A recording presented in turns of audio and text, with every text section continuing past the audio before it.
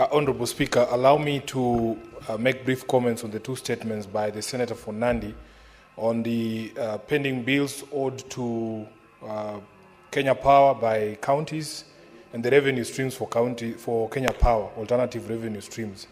Honourable Speaker, I am sure you all remember there was a very embarrassing spectacle in Nairobi just a few days ago, where the county government of Nairobi got into a spat with the Kenya Power Company over unpaid bills. Honourable Speaker, it resulted in something of very petulant action that was taken by the governor or the county government of Nairobi to dump garbage outside the offices of Kenya Power and other premises of the power utility. I am happy that my governor has already apologized to the people of Kenya for that unfortunate incident. But, Honourable Speaker, there are very serious underlying issues, and I'm happy that this statement has been brought by the Senator for Nandi. Number one, Honourable Speaker, I understand that there has been a long drawn-out disagreement about how much Nairobi owes to the Kenya Power Company.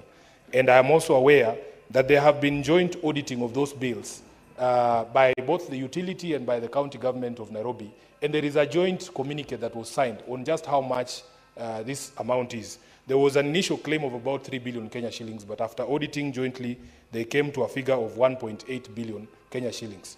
Now, of importance, Honourable Speaker, is that out of that 1.8 that is claimed by the utility, the Kenya Power, 1.5 billion shillings is arising out of street lighting. Now, here's a conversation that I want this Senate to help us with, especially here in Nairobi. Honourable Speaker, although this street lighting is termed as a function of the county government, this is admittedly a national security function. And the Ministry of Energy themselves have agreed as much.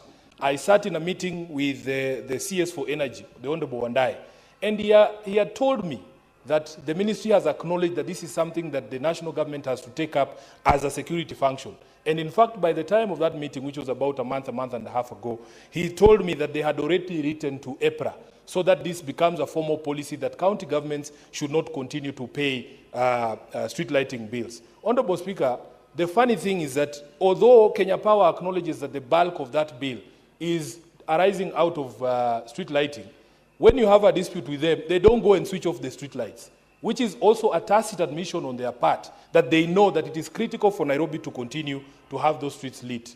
If you look at the law that exists, Section 5 and Section 6 of the Urban Areas and Cities Act, it is recognized that Nairobi stands in a unique position as a seat of power, as a capital city of the country, and also as a diplomatic hub, Honourable Speaker.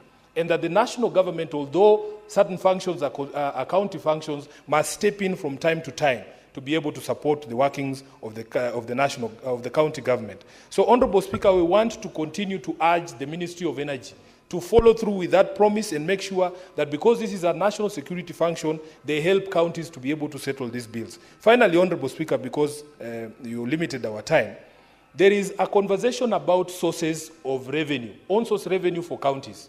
Honourable Speaker, we have a spectre here in Nairobi where the county government used to host utilities, like they would do those utility lines on the ground.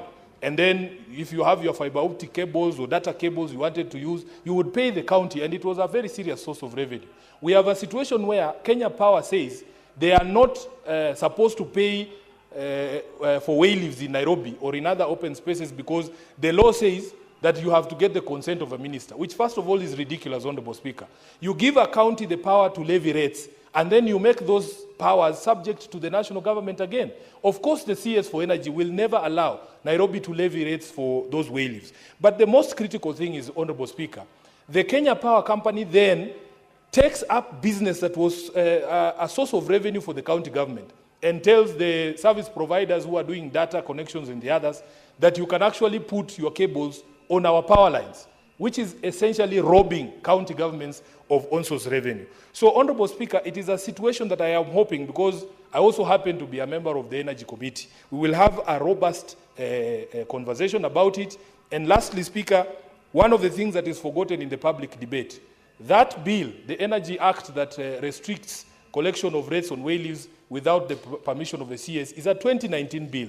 If you look at the 1.5 billion Kenya shillings that Kenya Power says is a debt owed by Nairobi, those debts precede that law. So, Honourable Speaker, how can you tell us that in 2017, for instance, we did not owe Nairobi money for way leaves. And a final appeal on behalf of the people of Nairobi. The national government institutions in Nairobi have refused to pay rates. Unfortunately, one of those institutions, Honorable Speaker, is this House. The Senate and the National Assembly, Parliament as an institution. All these buildings here in the Parliament Square and the Government Square, they have refused to pay Nairobians rates. As we speak, it's over 100 billion Kenya shillings that we are owed as Nairobians for unpaid rates by national governments. If you gave us that money, Honorable Speaker, we would be able to do a light rail, the equivalent of the one that was done in Addis Ababa, so that all of you can come to work without having to sit in traffic. And I can assure you, we'll make a tunnel stop here so that we drop you at work, Honorable Speaker. You don't have to sit in traffic. So I am beseeching you and the entire Senate, please join Nairobi in asking the national government to pay us this money. I thank you, Honorable Speaker. The Majority Leader. Matters that have been raised this afternoon by colleague senators and have been directed to the committees. Allow me, Mr. Speaker, to perhaps very quickly comment on two of them. One is on this security issue, in security situation in Laikipia. And Mr. Speaker, I continue to empathize with Kenyans who, out of challenges of security, lose their property. But because it's not in the traditional categorization of what property is, it's not a building or a car or a parcel of land in a prime location in this city, people don't treat it with the seriousness that it deserves.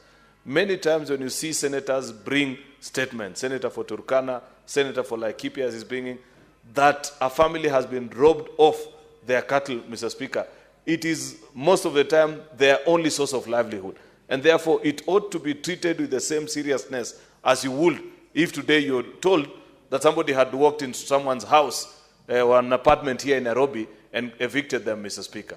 Therefore, I want to appreciate that Senator Kinyo continues to speak on behalf of the people of Olmoran Ward in Laikipia County. And this is not the first time that this matter has come to the Senate. And therefore, I hope that the new Vice Chair of the committee, who is seated very comfortably in the House this afternoon, Mr. Speaker, is following this conversation so that they treat it with the urgency that it deserves, to ensure that Mr. Francis Ndukui and Mr. Kipruto are properly reconnected with their animals, Mr. Speaker, and compensated.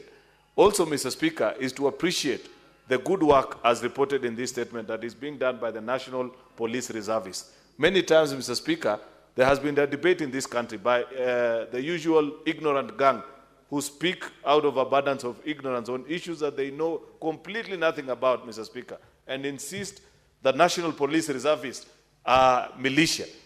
You have seen from the statement of Senator Kinyo, Mr. Speaker, that it is actually the NPR that led the recovery of this animal and continue to keep certain parts of this country, Mr. Speaker, safe. And therefore, I want to continue stamping my voice, like I did when that matter first came to this House in 2018, that the government must continue to keep that service of National Police Reserve working in the difficult parts of this country where you would otherwise struggle to keep police officers, Mr. Speaker. Last thing, Mr. Speaker, is on the statement by Senator Jackson Mandago on wheat importation into the country. We spoke about this last week, and I asked and said, I would wish to understand what is it, Mr. Speaker, that makes these millers